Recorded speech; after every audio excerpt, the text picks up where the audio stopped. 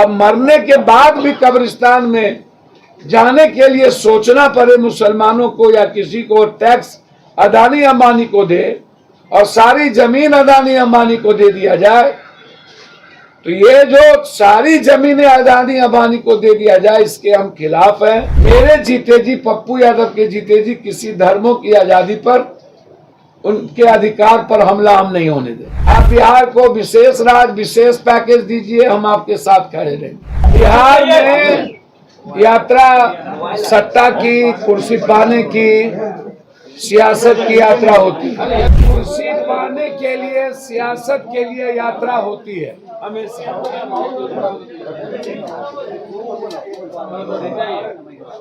बिहार में यात्रा सत्ता की, कुर्सी पाने की, सियासत की यात्रा होती है।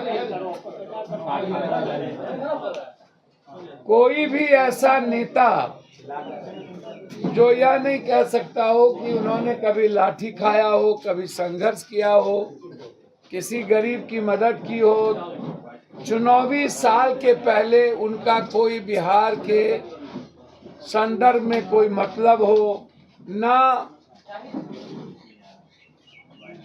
ऐसे ऐसे नेता देश में आ गए जो हमेशा बैक दरवाजे से देश के संविधान, लोकतंत्र के लिए खतरा रहते हैं, समाज के लिए खतरा रहते हैं, और उनकी यात्रा होती है सिर्फ सत्ता, सियासत, कुर्सी के लिए।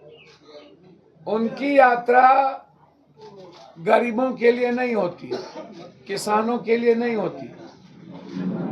तो बिहार में जो लोग, चाहे सत्ता वाले लोग हों, चाहे विपक्ष हो, चाहे कोई और हो,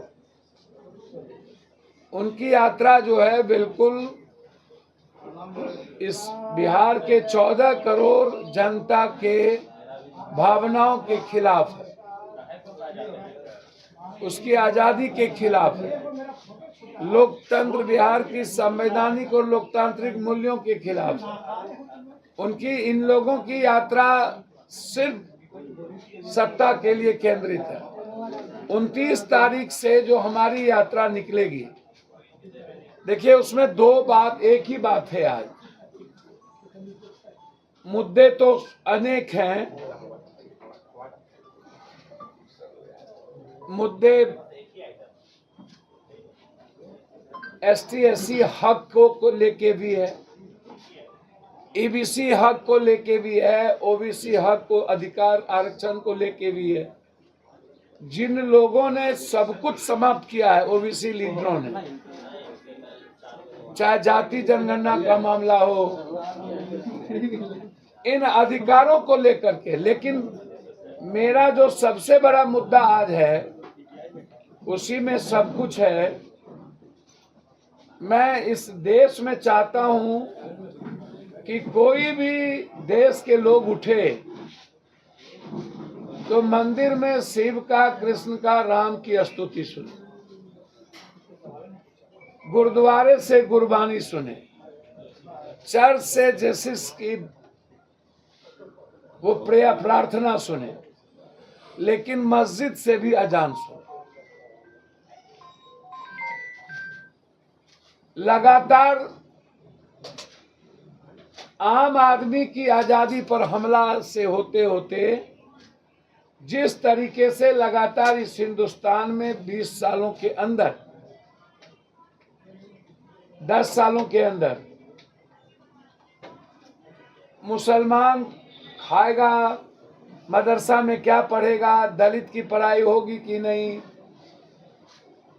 जो पढ़ेंगे वो इनसे पूछेंगे मदरसा की पढ़ाई में क्या होगी, जिएंगे कैसे, खाएंगे क्या, घर बनाएंगे तो इनसे पूछेंगे, और अब मरने के बाद कब्रिस्तान में जाएंगे तो टैक्स अदानी अंबानी को देंगे, इनसे पूछेंगे।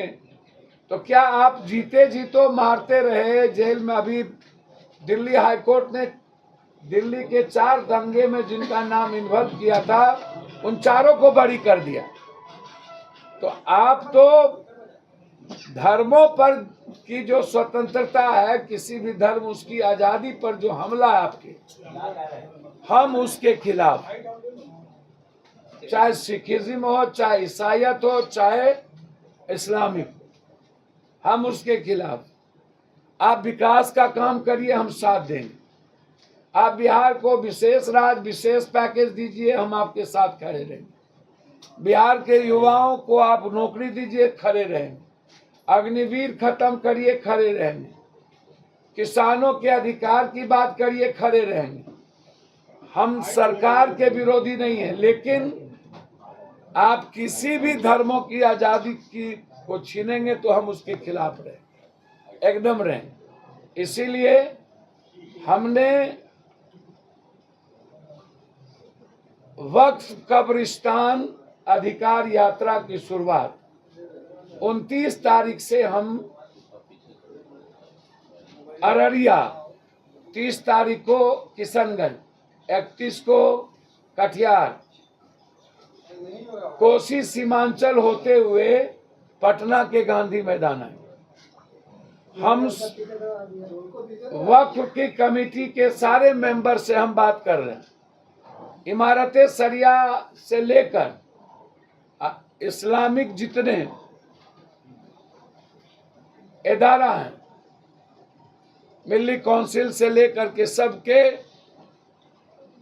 इदारे के जो चीफ है उनसे मेरी बातचीत हुई है। हमने अन्य धर्मों के लोगों से भी बातचीत की है। यदि इस तरह यह काला कानून लाते गए और कभी हर धर्मों की आजादी पर और लोगों के जीने की आजादी पर ये हमला करते रहे, अब मरने के बाद भी कब्रिस्तान में जाने के लिए सोचना पड़े मुसलमानों को या किसी को, टैक्स अदानी अंबानी को दे और सारी जमीन अदानी अंबानी को दे दिया जाए, तो ये जो सारी जमीनें अदानी अंबानी को दे दिया जाए, इसके हम खिलाफ हैं। मरने के बाद कब्रिस्तान का अधिकार के हम खिलाफ हैं। वक्फ जो बिल्कुल रिलीजन से जुड़ा मामला है, जो मुसलमान से जुड़ा मामला नहीं है, उसके जीने से जुड़ा मामला है, या इस पर जो इन्होंने डिफाइन किया है या काला कानून है, मेरे जीते जी, पप्पू यादव के जीते जी किसी धर्मों की आजादी पर, उनके अधिकार पर हमला हम नहीं होने दें। और हम इसकी लड़ाई